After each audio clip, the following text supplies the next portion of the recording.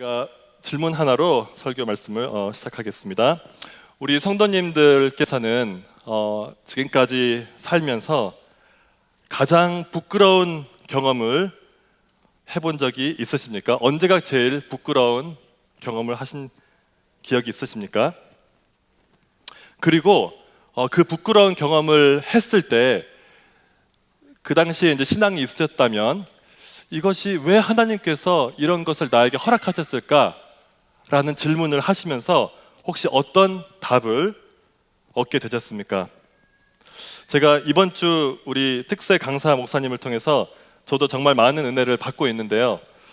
강사 목사님께서 정말 여러 가지 너무 정말 귀하신데 그 중에 좀 돋보이는 것은 이분은 부끄러움을 모르시는 것 같습니다.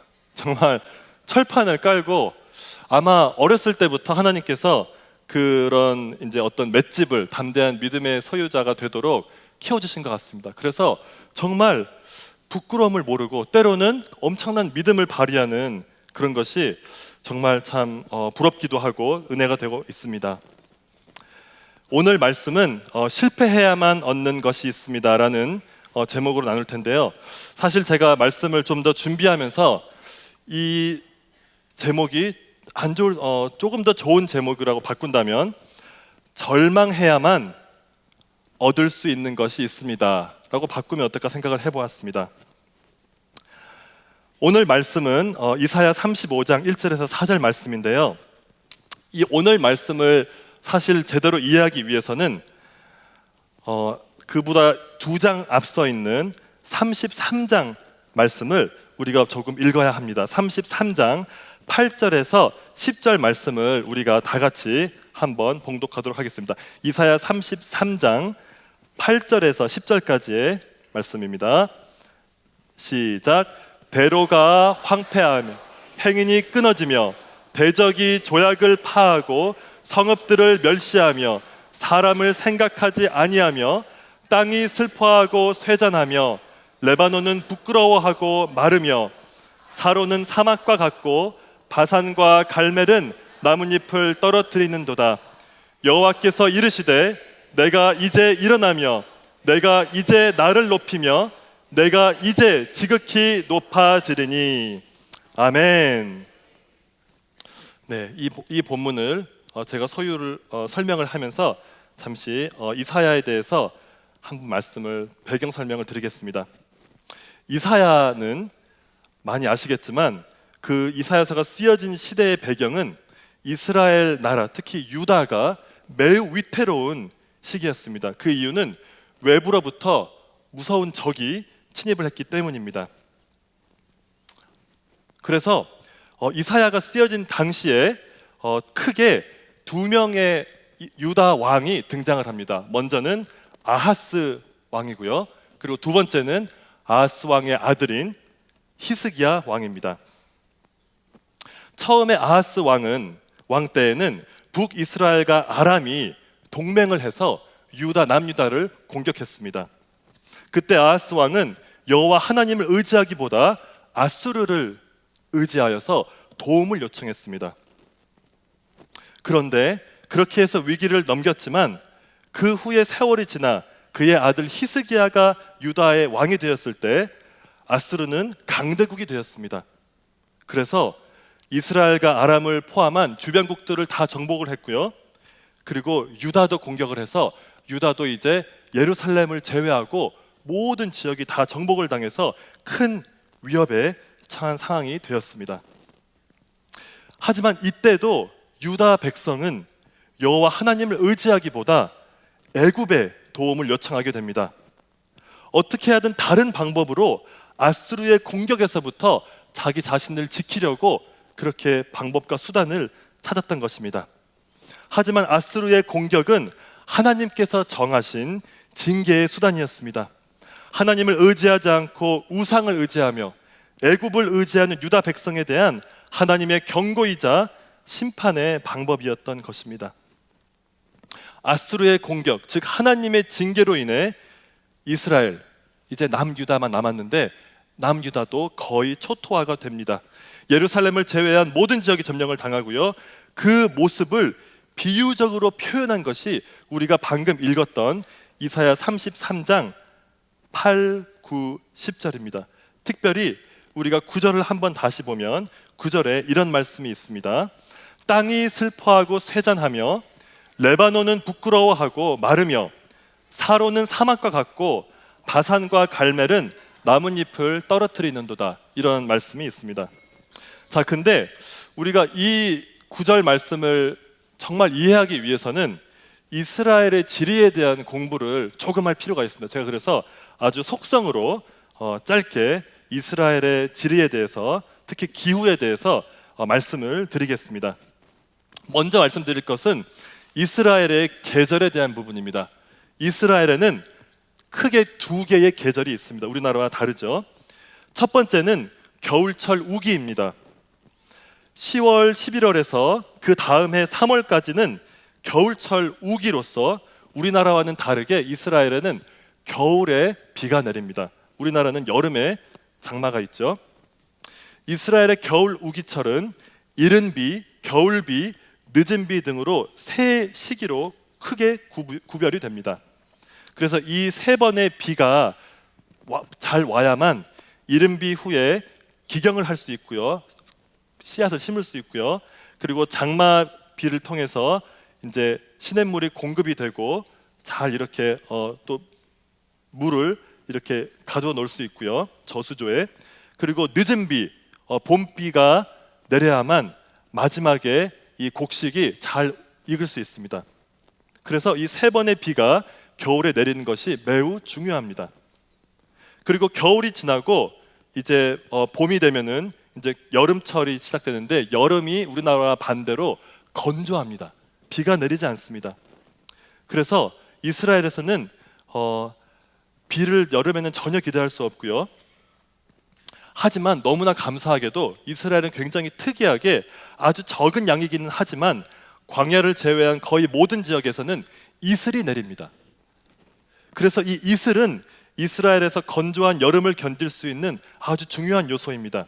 특히 여름 농작물 재배에 이슬은 필수적인 요소입니다. 이스라엘에서 그러므로 가장 무서운 자연재해는 겨울에 우기철에 비가 내리지 않는 것과, 그리고 이슬이 내려야 되는데 이슬이 내리지 않는 것입니다. 자, 그래서 이스라엘은 이렇게 겨울철 우기와 여름철 건조기가 있고요. 그리고 또 하나, 여름과 겨울 계절 외에도 이스라엘의 기후를 결정하는 또 다른 요소는 이스라엘 각 지역의 지형적 차이입니다. 자, 이제 여기에서 지도를 보여주시면 감사하겠습니다. 자, 여기 지도를 보시면은 이제 이스라엘의 지도인데, 먼저 이스라엘의 강우량이 많은 지역은 그러니까 여기 사론 평화라고 표시한 서쪽, 그러니까 지중해를 닿고 있는 이 연안에 있는 길고 좁게 형성된 해안 평야입니다.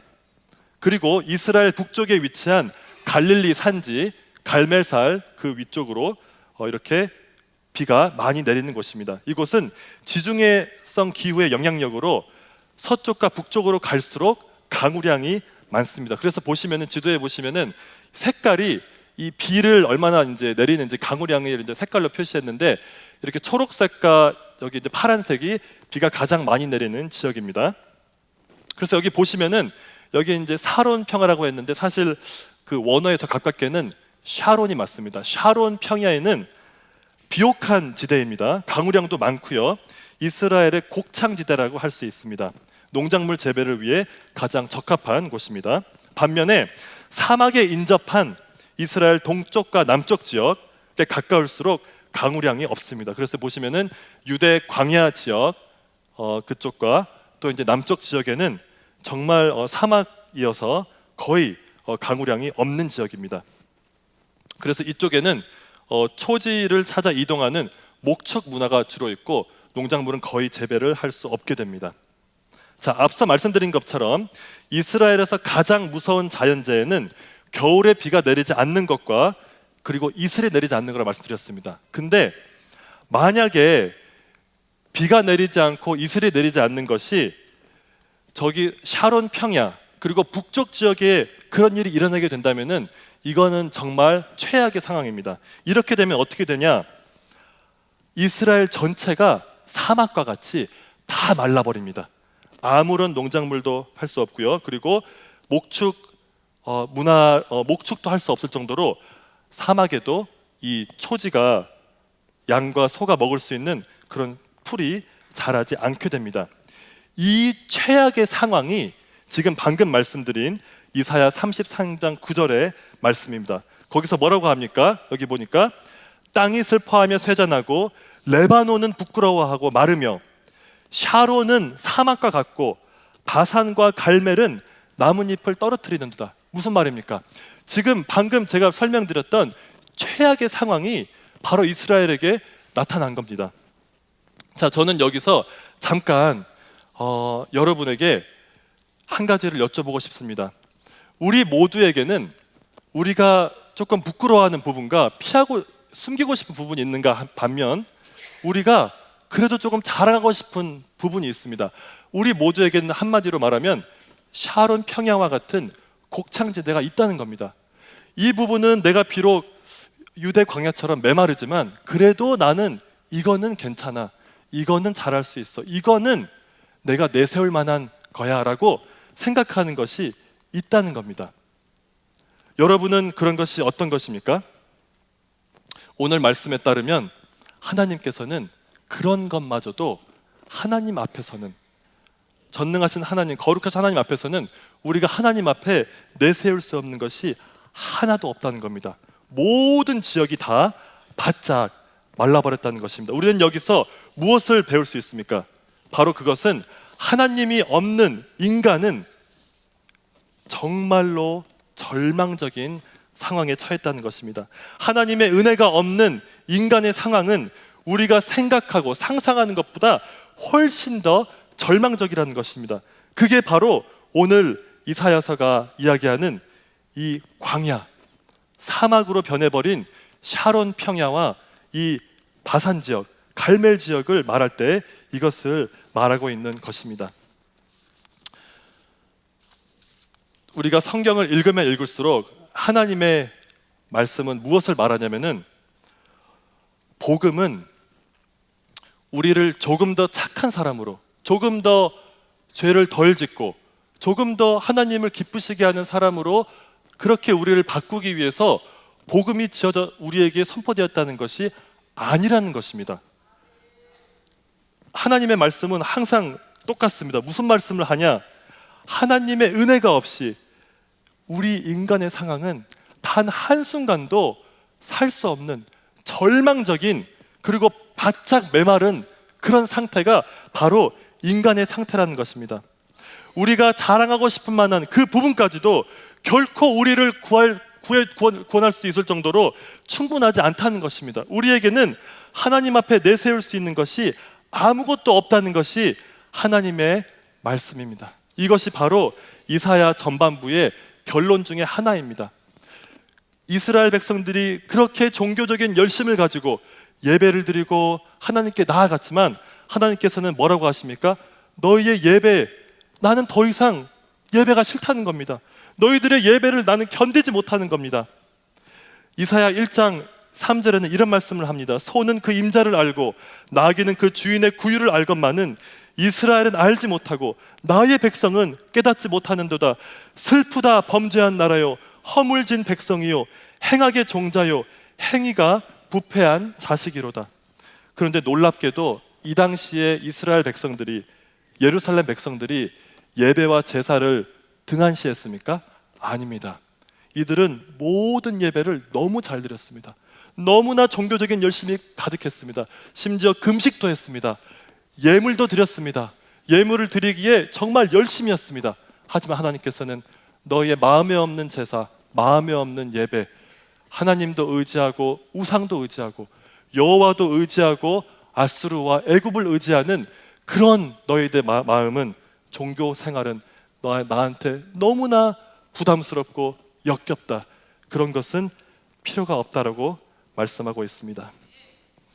성도 여러분, 여러분은 레바논이 당하는, 그리고 샤론이 바짝 마르는 그런 경험을 혹시 당해 보셨습니까?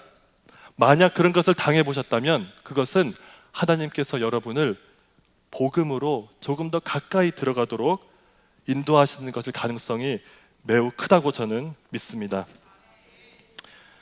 제가 이번에 필리핀 단기 선교를 다녀왔는데요. 몇몇 분들이 아시겠지만 4년 전에 제가 경험을 했던 매우 큰 그 시련이 있었습니다. 그 시련으로 인해서 저는 이번 단기 선교는 정말 그래도 제 나름대로 잘 준비하려고 했습니다. 그래서 실수하지 않기 위해서 조금 더 기도하려고 애썼고요.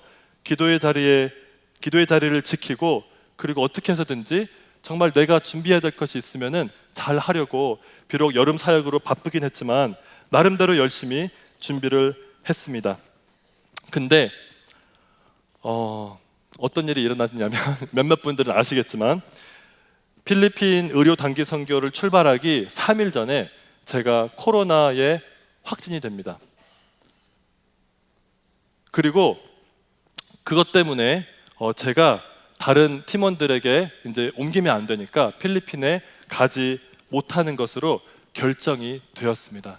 그렇게 당회에서 결정을 한 것입니다. 제가 이제 그 병원에서 수액을 맡고 있는데, 이렇게 이제 누워서 이제 수액을 맡고 있는데 너무 기가 막힌 거예요. 내가 도대체 무슨 죄를 그렇게 많이 지었길래 하나님께서 이번에도, 아니 4년 전에 그 여권을 책임지는 전도사가 여권을 놓고 출발한 겁니다. 그래서 한 명이 못 가는 상황이 된 거예요. 근데 하나님이 기적적으로 정말 은혜 주셔가지고 공항에서 임시여권 발급 받아가지고 갔거든요. 그렇게 고생을 했는데 이번에는 조금 봐주시지 안 봐주시더라고요. 그래서 그 병원에서 수액을 맡고 있는데 시편 말씀을 이렇게 이제 스마트폰에 음성을 들으면서 그냥 눈물이 나더라고요. 하나님, 이거 뭘까요?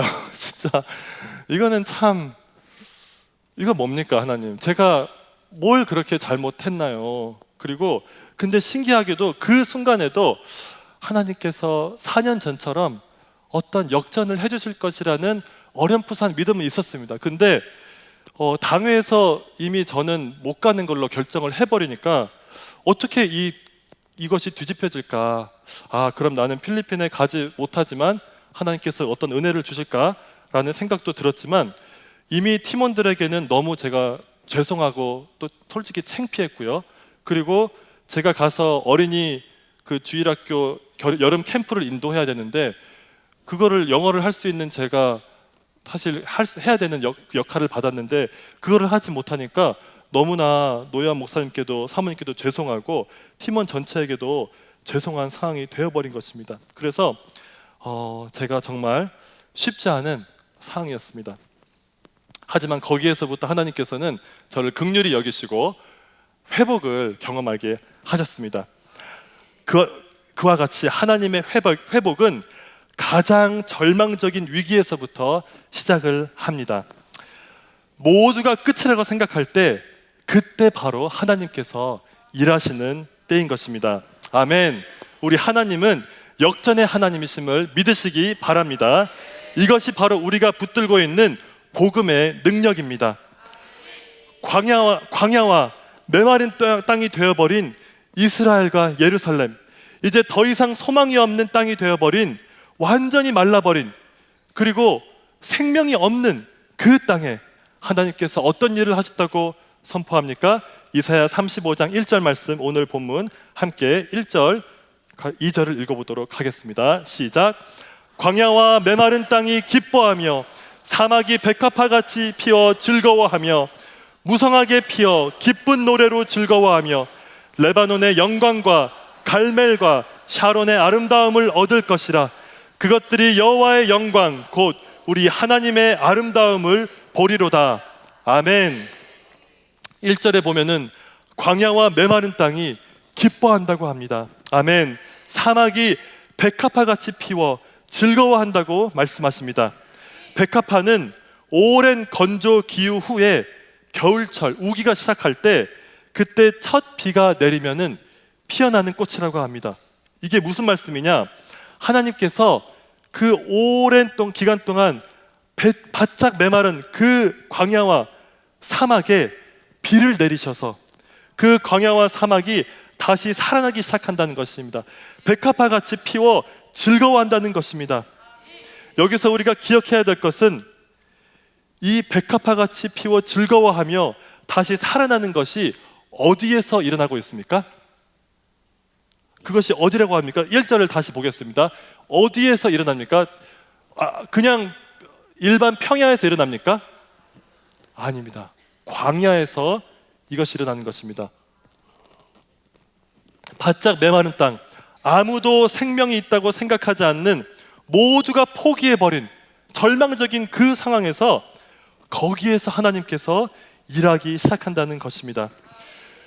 성도 여러분, 기억하시길 바랍니다. 여기서 우리가 주목해야 될 것은 지금 사막이나 광야가 어떤 노력을 했거나 하나님 앞에서 예쁘게 보이려고 무엇을 했거나 그런 언급이 전혀 없습니다.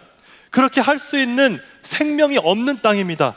하지만 하나님께서 오직 일방적으로 그분의 은혜로 인해서 일하기 시작하셔서 완전히 메마른 땅, 그리고 예루살렘이, 이스라엘이 한때 자랑했지만 그들의 자랑마저 그들을 완전히 실망시켰던 그 광야가, 거기에서부터 다시 하나님의 회복의 역사가, 생명의 역사가 일어나기 시작한다는 것입니다. 이것이 바로 성경이 선포하는 하나님의 일방적인 은혜의 역사이고, 이것이 바로 복음임을 믿으시기 바랍니다. 아멘. 김한웅 목사님의 간증 중에 그것이 참 저는 은혜가 되었습니다. 그 목사님이 면 사무소에 가서 엉엉 울었잖아요. 교회가 아닌데 교회처럼 하나님 앞에서 아버지 하면서 막 울고 있는데 그 직원들은 필요 없다고, 소용없다고, 가라고. 근데 그 면장님, 면 사무소장님이 듣더니 뭐라고 합니까? 내가 알아서 해줄 테니까 너는 이제 가라고, 걱정하지 말고 가라고. 그 목사님은 그 면 사무소장님의 그 말씀, 그분이 다 알아서 하겠다, 그 말씀만 믿고 평안한 마음으로 갈 수 있었습니다. 그분이 무엇을 한 것이 아닙니다. 오직 하나님만 의지했는데 하나님께서 하나부터 열까지 모든 필요한 조치를 다 하셨다는 것입니다. 이것이 바로 하나님께서 우리에게 주시는 복음의 은혜이라는 것을 믿으시기 바랍니다. 하나님은 우리가 먼저 하나님께 도움을 요청해서 우리를 구원하신 것이 아닙니다. 에베소서 2장 3절, 4절, 5절에 보면은 새 번역으로는 이러한 말씀이 있습니다. 에베소서 2장 3절입니다. 우리도 모두 전에는 그들 가운데서 육신의 정욕대로 살고 육신과 마음이 원하는 대로 행했으며 나머지 사람들과 마찬가지로 날 때부터 진노의 자식이었습니다. 그러나 하나님은 자비가 넘치는 분이셔서 우리를 사랑하신 그 크신 사랑으로 말미암아 범죄로 죽은 우리를 그리스도와 함께 살려주셨습니다. 여러분은 은혜로 구원을 얻었습니다. 아멘. 기억하시길 바랍니다. 우리는 하나님께 대항했습니다. 순종할 마음이나 회개를 할 수 있는 그런 능력이 우리에게 전혀 없었습니다. 우리는 날 때부터 진노의 자식이었습니다. 그러나 하나님은 일방적으로 그런 우리를 살려주셨습니다. 그리고 우리를 살리기 위해서 우리가 아직 죄인 되었을 때 그리스도께서 십자가에서 우리를 위해 죽으신 것입니다. 이것이 바로 십자가 복음입니다. 그런데 이 복음을 우리가 받아들이는 것이 생각보다 쉽지가 않습니다. 왜 그렇습니까? 우리 모두 다 믿는 구석이 있거든요. 그래도 나에게는 샤론 평야와 같이, 갈멜산과 같이, 그래도 나머지는 메마르지만 비옥한 땅이 있어. 이것이 나를 살려줄 거야. 이것이 나를 지켜줄 거야. 내가 애굽의 도움을 요청하면, 아수르에 요청하면, 물론 예배도 드리지만, 물론 기도도 하지만, 그래도 그 삼촌이, 그분이 결정적인 순간에 날 도와줄 거야 하면서 우리가 믿는 구석이 있다는 겁니다. 그러니까 우리가 하나님을 온전히 의지하지 않는다는 것입니다. 저의 경우 그랬습니다. 저는 필리핀에 가면 제가 놀라운 일을 일으킬 거라고 사실 조금 생각했습니다. 왜 그랬을까요? 하나님께서 은혜를 주실 거고요. 그걸 너무 당연히 여겼습니다. 저는 영어를 할 수 있습니다. 주일학교 경험도 많지는 않지만 유아부 사역을 통해서 조금 해보았습니다. 바로 전에 여름 성경학교를 그래도 열심히 했습니다. 그러니까 필리핀에서 영어도 할 줄 안다, 성경학교도 방금 마쳤다. 열심히 하면 또 우리 어린이 사역팀 너무나 헌신된 분들이, 에이스들이 다 모였는데 이분들과 함께 하면은 멋진 사역을 할 수 있을 거라고 제 나름대로 기대는 구석이 있었습니다. 하지만 제가 병원에서 누워 있으면서 수액을 맞고 있는데 이렇게 눈물을 흘리는데 그런 게 다 필요 없더라고요. 그리고 그냥 하나님, 이게 뭔가요? 좀 하나님께 쓰임 받고 싶었고 하나님의 사람들에게 도움을 좀 드리고 싶었는데 이게 제가 무슨 처지입니까? 아무 쓸모없는 사람이 되어버렸네요.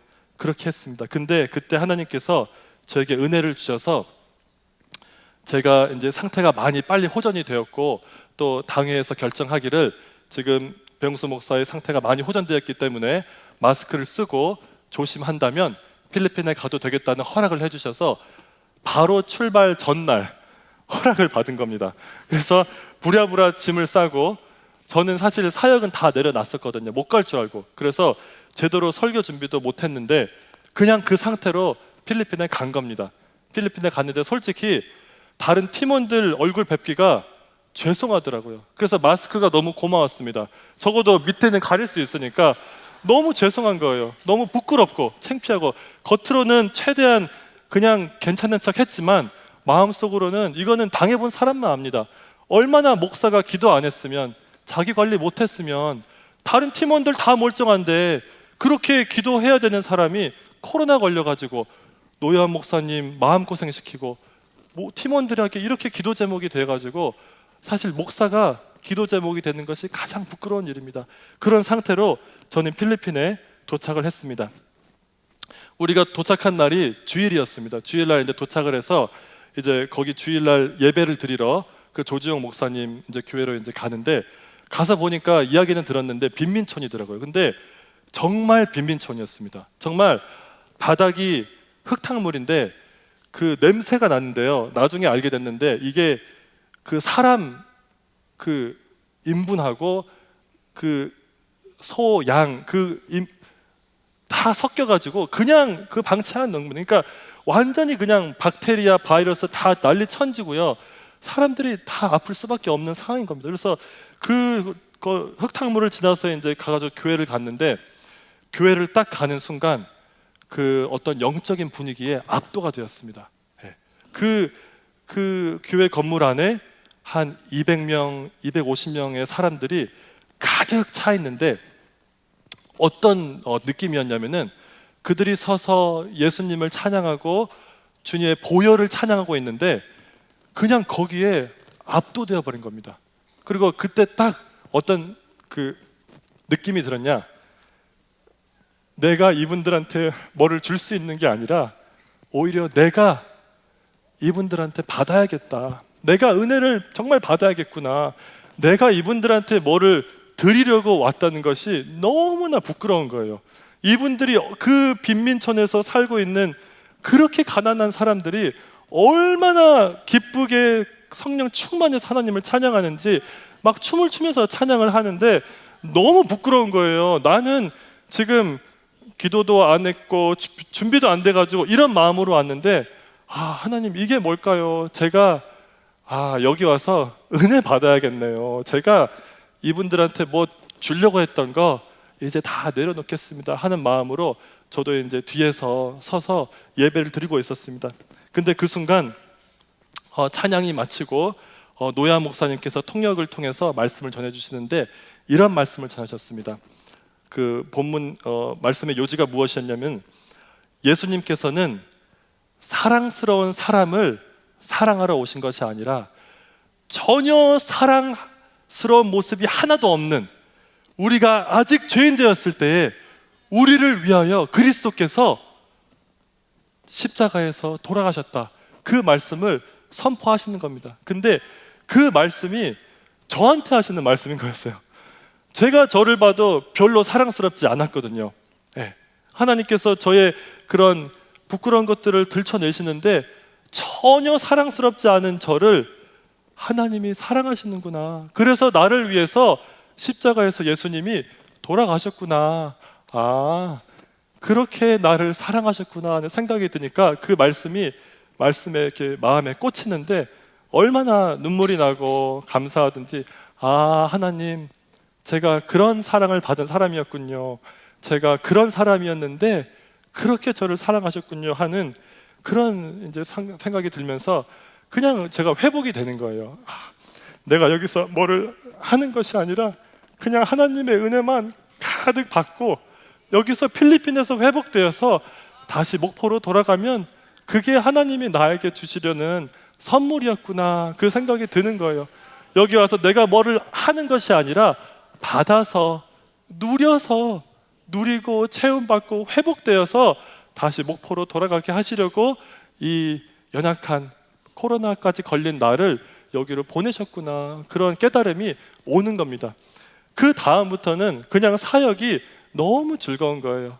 그냥 피곤해도 감사하고, 사역이 잘 안 되는 것 같아도 감사하고, 잘 되는 것 같아도 감사하고, 아, 하나님께서 이런 나를 사랑하실 뿐만 아니라 사용도 하시네? 그 사역 자체가 너무 은혜인 거예요. 그래서 사실 저희 모든 팀원들이 정말 그거를 누렸습니다. 그 필리핀 블레싱 센터 교회에 있는 분들 앞에서 우리가 압도되었고요. 그분들의 그 믿음과 그 신앙을 우리가 사실 많이 배우고 체험을 받고 오는 그런 경험을 우리가 했습니다. 우리는 우리 자신에 대해서 정말 절망하고 실패해야만 십자가 복음을 온전히 누릴 수 있는 줄 믿으시기 바랍니다. 성도 여러분, 혹시 지금 크고 작은 실패를 경험하고 계십니까? 그 실패로 인해서 하나님께 감사하십시오. 그리고 기뻐하십시오. 그리고 절대로 포기하지 말고 하나님을 끝까지 바라보시기 바랍니다. 하나님께 기회를 드리세요. 하나님이 나를 회복시키실 거라시라는 그것을 믿고 기회를 드리십시오. 어떻게 기회를 드릴 수 있느냐? 예배의 자리로 더 자신을 밀어 넣으십시오. 내가 이해되지 않는 상황이라 할지라도 하나님 앞에 더 가까이 나아가, 하나님, 저는 지금 이 상황에 이해되지 않고 솔직히 부끄럽고 창피합니다. 하지만 하나님께서 하실 일을 저는 그래도 기대합니다. 제 안에는 선한 것이 하나도 없습니다. 하지만 하나님, 이러한 저를 위해서 십자가에 달리신 예수님의 옷자락을 붙들겠습니다 라는 마음으로 하나님 앞에 나아가시는, 그리고 그분의 은혜를 경험하시는 우리 모든 귀한 성도님들 되시길 간절히 바랍니다. 아멘.